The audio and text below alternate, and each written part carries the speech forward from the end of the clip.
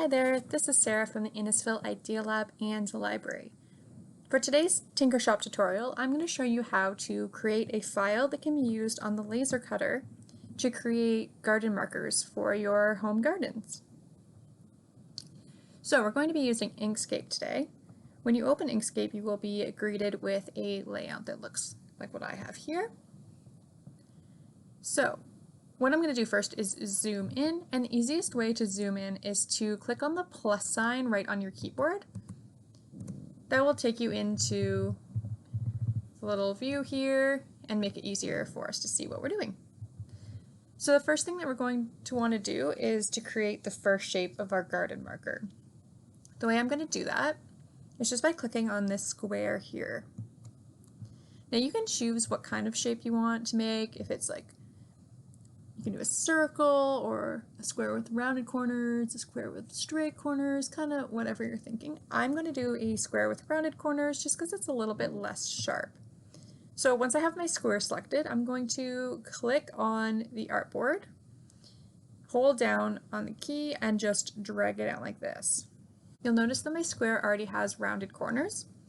But if yours doesn't, you can go up to the Rx and Ry and kind of just manipulate these numbers here until they're as rounded as you would like.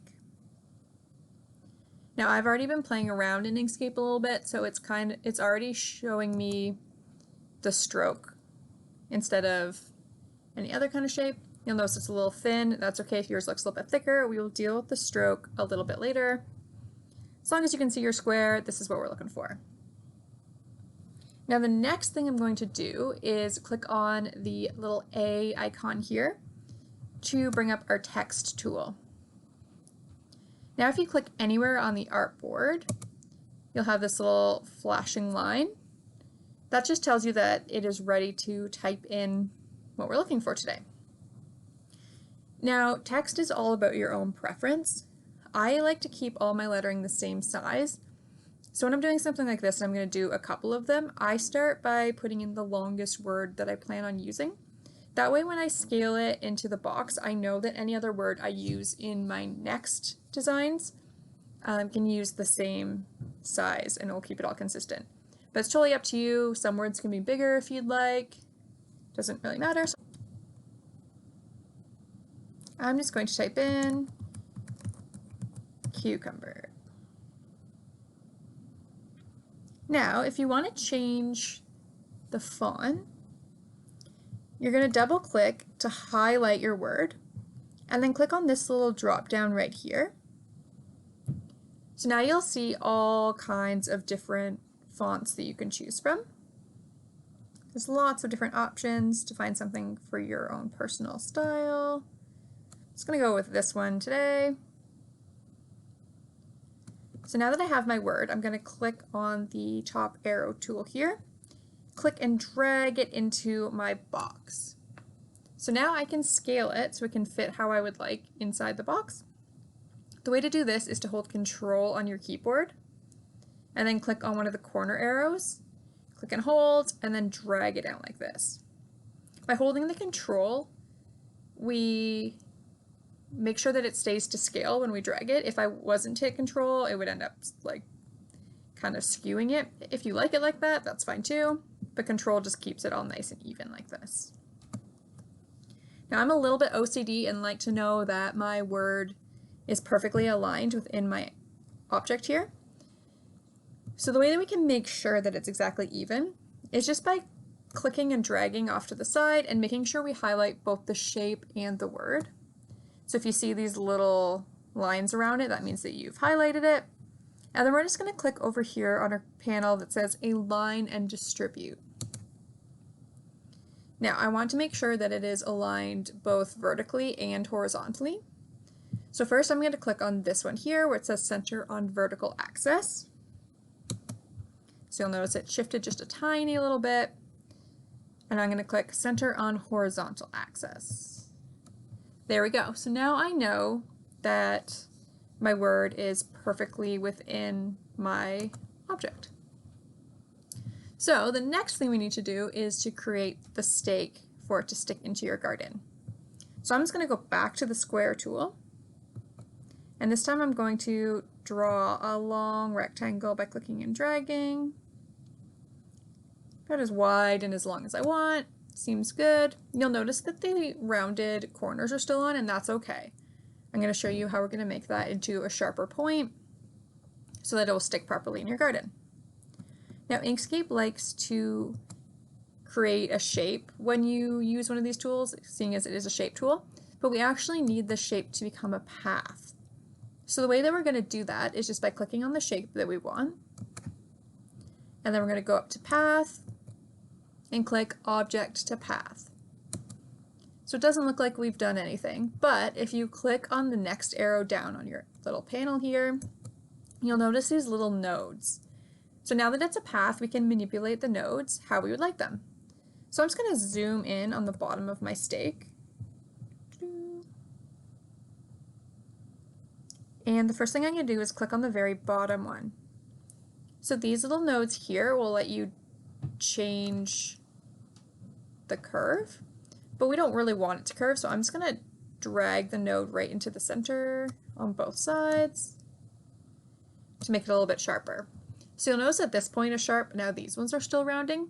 So again, I'm just going to click on each side and drag it up, drag it up. Perfect. So now it is more of a triangle on the bottom. I just want to make it a little bit longer, so I'm going to click on the bottom node and just click and drag straight down. This will make it a little bit sharper and make it a little bit easier to stick into the garden. Once I have it the way I like it, I'm just going to click on the little minus sign next to the plus sign on the keyboard to zoom back out where we had it. So now we want to make sure that the stake is actually in line with our little rectangle here. So the way I'm going to do that is click on the original rectangle, hold Shift on our keyboard, and click on our new shape here. And then I don't want to worry about the horizontal alignment, because if I were to click on this, it brings the stake to line up horizontally to this. Obviously that's not what we're going for. So I'm just going to worry about the vertical axis. So now you'll notice that this object and the stake are exactly aligned. It did move the box and not the text though. So I'm just going to click on the text and click on the original box and make sure I hit center vertical again, just to make sure that everything is aligned nicely. So now you'll notice that these are two separate shapes still. We have the original rectangle and the stake. And obviously we don't want this part to be cut by the laser cutter. We want it to be one big shape. So the way that we're going to do that is, again, click on the original rectangle, hold Shift, click on the stake, and then we're going to go up to Path again, but this time we're going to click on Union. Now Union will merge them together, like so. Now we just have one shape and one little text block. So now we're going to worry about our stroke. So like I said, it doesn't matter what your stroke size was originally. But we're going to click on our shape now and go to Fill and Stroke. So if it happened to be filled in, which mine wasn't, but if yours opened a little bit differently, we're going to make sure we click on No Paint, just to make sure that there is no fill, because we don't need that. We only need to worry about the stroke. Then we're going to head over to Stroke Style. So to make it a little bit easier, I'm going to change this to inches. Now our laser cutter only knows to cut if it's 0.001 inches. If the line is any other thickness, it will end up engraving instead of cutting, and that's not what we want. So we're going to make sure that that is 0.001. So it'll be a nice thin line. It should look something like mine does here. Now I'm just going to click and highlight and see how big this is. So it's in millimeters up here. See if everything's selected, it will show you. And then you can click, and I'm just going to change it to inches just because that's what I prefer to work in. So my size right now is about 3 1/4 inches wide and 5 3/4 inches tall. That's pretty good. I think I'm just going to make it more even though. So I'm just going to click on this little lock button. This will make sure that if I change one of the numbers, it will scale the other one. So if I change the width, it will scale the height or vice versa to make sure that it's even and doesn't get all wonky. So I'm just going to change this to 5 inches even, make it a little bit smaller. we go. So that looks pretty good to me. Anytime you change the size, you do want to click again on your stroke and just make sure that this didn't change. There's nothing more frustrating than when you go to cut something on the laser cutter and it ends up engraving, so I always just like to double, triple check that this still is at 0.001. So there we go, we have one steak so far.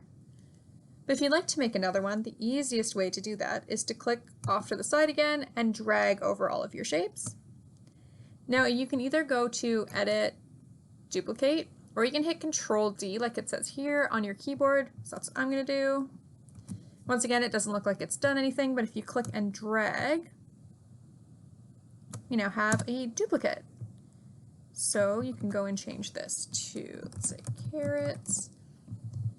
Once again, you'll notice that this is now off to the side, so I'm going to keep carrots selected, hold Shift, select my shape, go back into Align and Distribute, and align it vertically. So now carrots is centered in that one. I think I'm going to do one more, so again, click and drag, Control D to duplicate, drag it away, and let's call this one lettuce. And one more time, hold Shift, click on the original shape, and align vertically. There we go, so you can keep going and do as many as you would like. I'm just going to keep it at 3 for today. Now, the last thing before we save, you'll notice that lettuce is now gone off the page and there's all this extra room down here. Just to clean it up and make sure that it's all ready to be cut, I like to go into File, Document Properties, drag this guy out. Now right here where it says Resize Page to Content, we're going to click on that to open that up. So now this will allow us to change the border of our document to fit what we've designed. I always like to give it at least 1 point for margins, just so it's not right up against our cut line. It just gives us a little bit of wiggle room. So once you put 1 or 2, however you're feeling, in each of those, we're going to click Resize Page to Drawing or Selection. We can close that. And now you'll notice that the layout is matching our design. So now everything's fit well within this, and when we go to cut it on the laser cutter, it shall open properly, and we should be good to go. So that's basically it for creating your own garden markers. And like I said, you can choose any different shape. You could do a long stake and put the writing on an angle down it, however you would like your garden to look. This is just the way that I prefer to do it. So I hope you enjoyed watching this. Thanks so much for tuning in. See you next time.